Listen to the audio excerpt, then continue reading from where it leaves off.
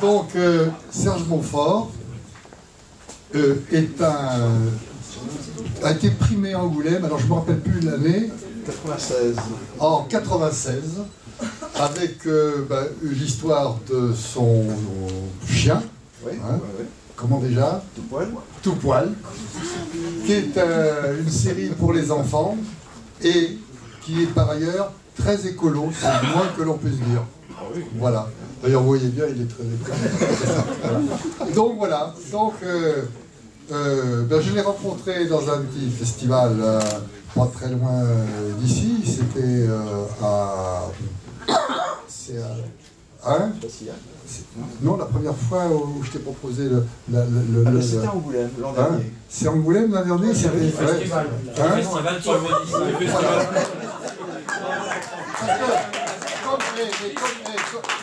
Comme je l'ai rencontré à Angoulême, comme je l'ai rencontré à Bassillac, on s'est rencontré aussi à Alger. Enfin voilà, ça n'arrête pas. Voilà. Donc j'ai fait le petit numéro que je fais habituellement, que j'ai essayé de faire encore cet après-midi, de lui proposer de faire un don ici, et puis également de pas simplement un don, mais un petit peu ce qu'il y a autour, c'est-à-dire ce qui permet de faire la porte. Donc voilà.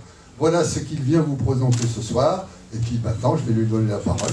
Le cadeau. Peut-être t'asseoir, passer derrière. Ah oui.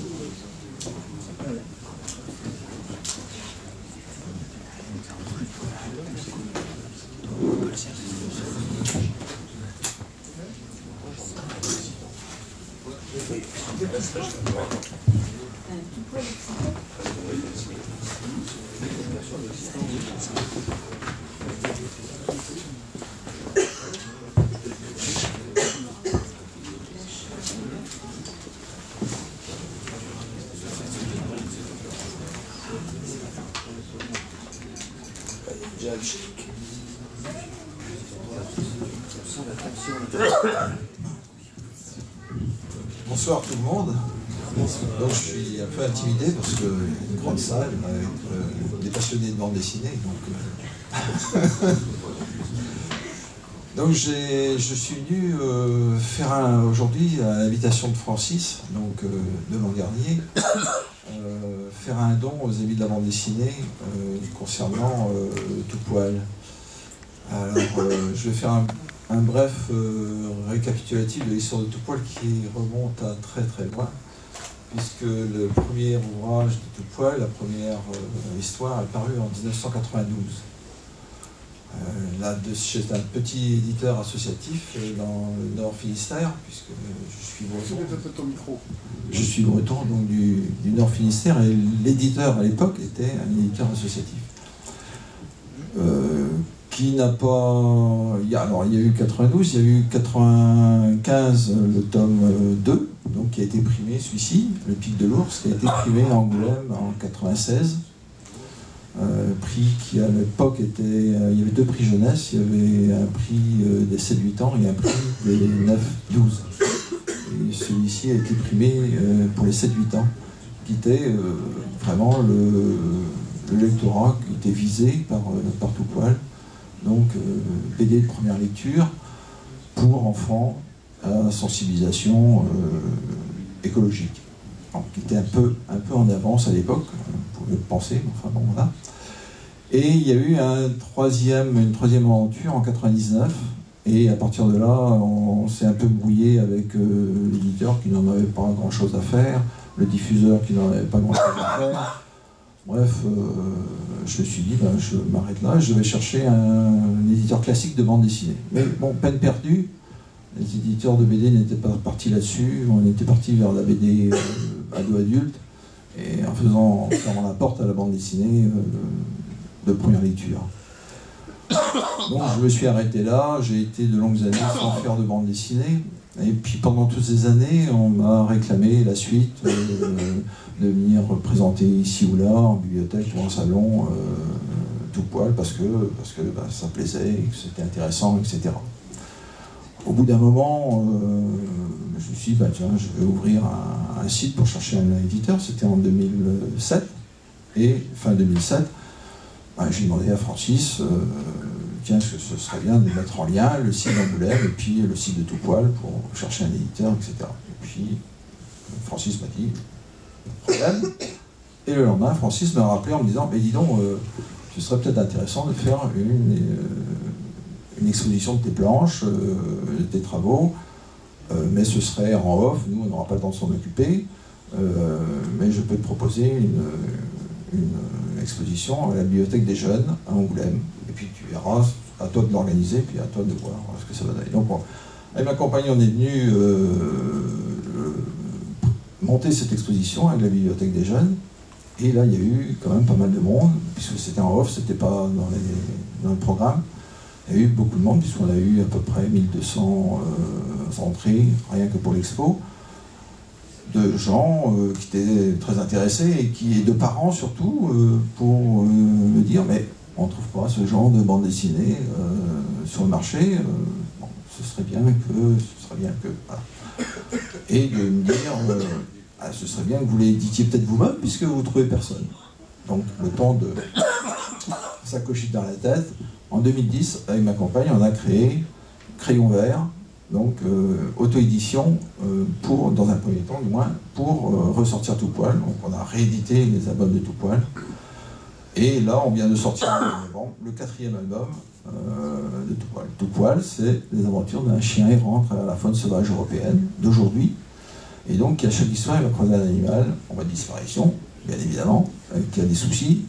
Et le chien va, tout au long de son histoire, aider l'animal en question à résoudre un petit problème de survie. Voilà.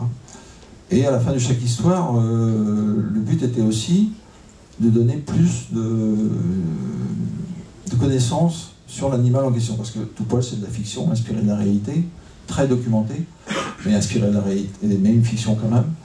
Et le documentaire qui est à la fin, qu'on a choisi d'étoffer avec de la photo, des ressources documentaires, etc., permettait à l'enfant de poursuivre sa connaissance à la fois de l'animal, des milieux, et de découvrir d'autres choses sur la vie, sur l'environnement, etc. Et de se poser des questions. Parce que Tout Poil, c'est ça, c'est une aventure, c'est de la BD classique, je dirais, c'est de la franco-belge. Et aujourd'hui, évidemment, les éditeurs ont un grand mépris pour le trafic de BD. Donc c'est de la BD hyper classique. Et pour le 4e tome, il y a notamment un site de BD qui a dit Montfort ne bouscule pas le 9e art. Et ça tombe bien, parce que j'ai pas l'intention de bousculer le 9e art, simplement de faire une bonne BD pour les enfants. Et c'est déjà, d'après ce que me disent beaucoup d'auteurs, c'est pas facile à faire. Bon, voilà. Donc aujourd'hui, j'ai fait ce bref voyage dans le temps. Aujourd'hui, je suis venu présenter une page. Il me semblait important de donner une page extraite de l'album primé. Et donc j'ai choisi la page 14, la planche 14 de l'histoire, tout simplement parce que dans cette planche, et celle-ci, j'estimais qu'il y avait à peu près tout d'une bande dessinée, pour enfants du moins. Il y avait des changements de plan, des changements de cadrage, il y avait des bulles claires, une écriture simple, bon, voilà, tout ce qu'il fallait pour qu'il soit à la fois une bande dessinée et lisible par des enfants très jeunes. Si personne ne mange, on peut la faire circuler. Tout à fait. Ce sont des choses... On peut venir la regarder. Non, enfin, bon. C'est mieux, on ira la voir. Personnellement, pour moi, ce sont des choses qui circulent entre les mains des enfants dans les salles de classe. Donc, je vais vous dire, je n'attache pas un prix à une planche originale. Enfin, le musée, oui. Oui, voilà. Et Francis l'a dit tout à l'heure très bien, c'est une occasion aussi d'avoir des planches qui aujourd'hui ne valent rien. Bon, peut-être qu'un jour elles vaudront une fortune, mais bon, aujourd'hui c'est pas le cas. Donc j'ai choisi cette planche-là. Il n'y a pas beaucoup de texte. Vous remarquerez qu'il n'y a pas beaucoup de texte. Mais bon, pour une bande dessinée pour enfants, j'estime qu'il n'y a pas à être très bavard. C'est des images qui sont assez claires. Bon voilà, ce sont des animaux qui discutent. Je vous l'ai dit, il y a des changements de plan. Bon voilà, il y a à peu près tout ce qu'il fallait, et notamment une structure qui n'est pas forcément du 4 strips ou du 3 strips. Les images se déhanchent un petit peu, et plus tard dans le 3 et dans la 4e histoire, moi je suis un peu pour l'éclatement des planches, l'éclatement des bulles, l'éclatement des images. Et en ce sens, quand je dis que c'est de la franco-belge, je dirais que c'est matinée de franco-belgo-suisse, parce que j'ai une grande admiration pour Claude de Ribes. Et Claude de Ribes, pourquoi? Parce que c'était le premier auteur franco-belge, à l'époque, à dénoncer des choses à travers Biggie Longway. Ça a été le premier où il faisait quand même une BD, on va dire entre guillemets, mais bon, engagée.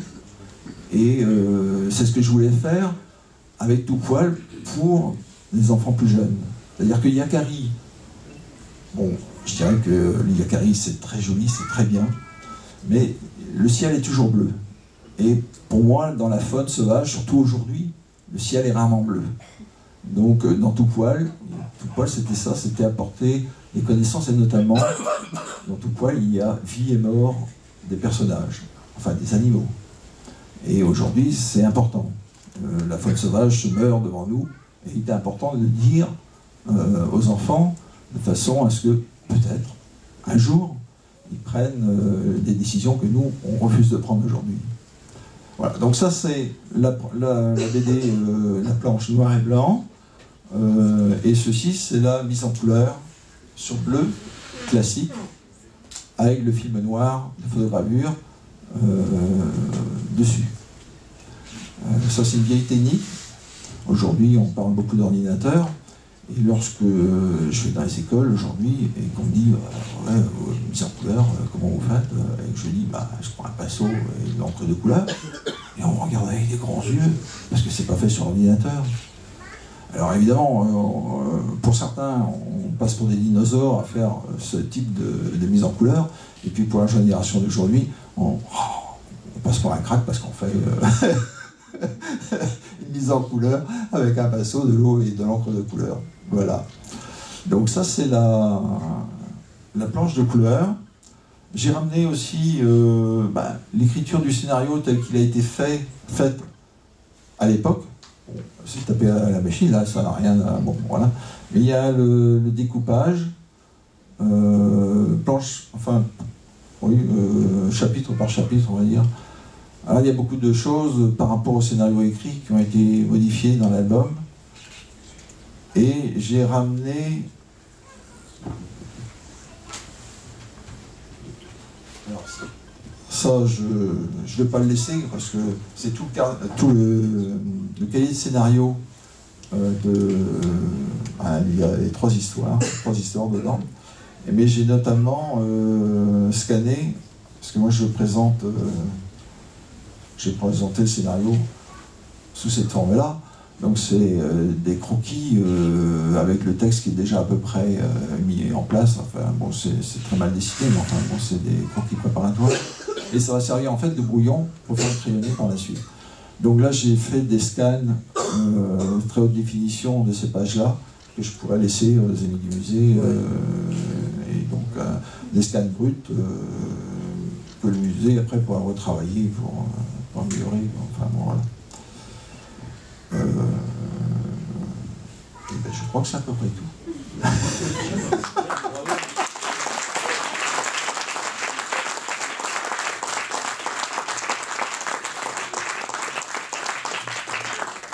Alors simplement, je voulais dire que c'est une BD qui n'est pas connue du tout aujourd'hui, parce qu'évidemment c'est très dur de médiatiser la chose, surtout quand on a un petit éditeur. Je tiens à associer ma compagne Véronique quand même, qui est dans Crayon Vert, qui fait un travail dans l'ombre et sans qui je ne pourrais jamais mener Crayon Vert, et notamment les histoires telles que je l'ai fait et telles que je l'ai voulu en fait. Voilà. C'est tout.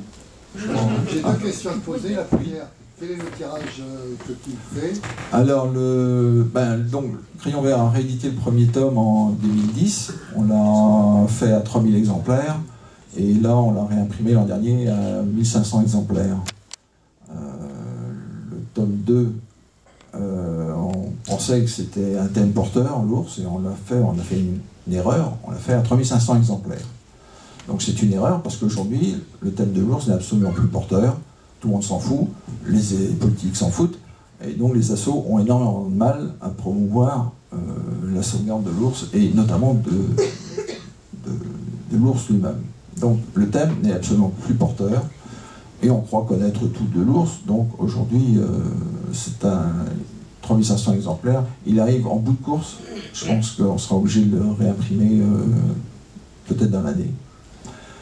Le tome 3 qui portait sur le lynx, on l'a imprimé donc en 2012, en se disant on va réduire la toile, 3500 quand même, bon, il nous en restait beaucoup, on l'a fait à 1500, qui est parti en 6 mois, donc on l'a réimprimé à 1000, qui est parti dans les 6 mois à peu près, et on l'a réimprimé à 1200, là il est en bout de course. Donc là le quatrième qui est sur le loup, on s'est dit c'est très porteur, on va faire un pari, donc on l'a fait à 4000 exemplaires. Alors aujourd'hui le loup, c'est dans l'actualité, vous avez peut-être entendu parler de ce qui s'est passé dernièrement, de ce qui se passe pour le thème du loup et ce qui s'est passé sur Lyon et Nice, les grosses manifestations pour la protection du loup. Alors, bon, peut-être qu'il rentre dans l'actualité et que peut-être on va émerger un tout petit peu de façon à ce que la collection décolle, mais aujourd'hui, c'est absolument pas gagné. Voilà. La distribution, Comment ? la distribution. La diffusion, c'est une diffusion à la fois Macassar, donc une diffusion nationale, et Pollen, qui est un éditeur jeunesse. Mais je dirais qu'aujourd'hui, le souci n'est pas tellement de trouver le financement pour faire un album, ou de trouver un diffuseur, même si pour des auteurs aujourd'hui qui veulent se lancer, c'est très difficile de trouver un diffuseur. Mais le diffuseur, donc Macassar en question, connaissait les albums de la première vie de Tout Poil, et je pense qu'ils font de même, ils croient dans le produit. Sinon, je ne pense pas qu'ils l'auraient pris en diffusion et qu'ils le maintiennent en diffusion aujourd'hui, alors que les ventes en librairie sont très très minimes. Mais bon, jusqu'à présent, ils le maintiennent à leur catalogue. Ce qui est intéressant, c'est ce que tu nous disais ce matin, c'est que l'emplacement aussi que tu as dans le festival joue beaucoup sur le contact avec le public. Oui. Oui. Cette année, beaucoup mieux. Oui. L'an dernier, on était dans un coin pourri du festival, il faut le dire.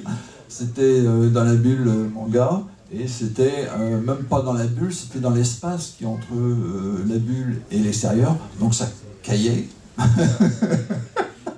Et surtout, on était aussi dans l'espace qui est sur la sortie. Et donc là, évidemment, les gens font le tour de la bulle, dépensent les sous, ce qui est normal, et après, sur la sortie, il n'y a plus moyen de les arrêter. Donc là, c'était un fiasco complet l'an dernier.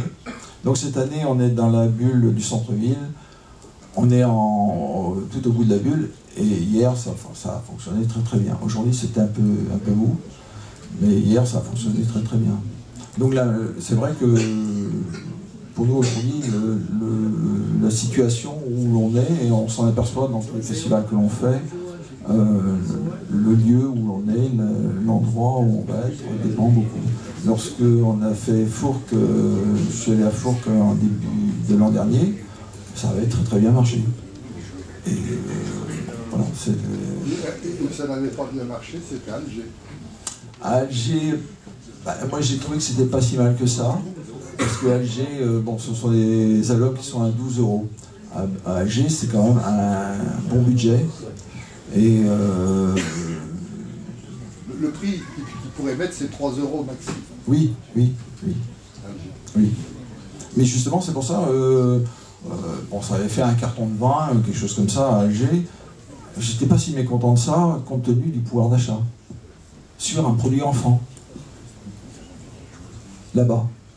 Tu vois, c'est... Bon. D'ailleurs, je pense que les organisateurs avaient été contents.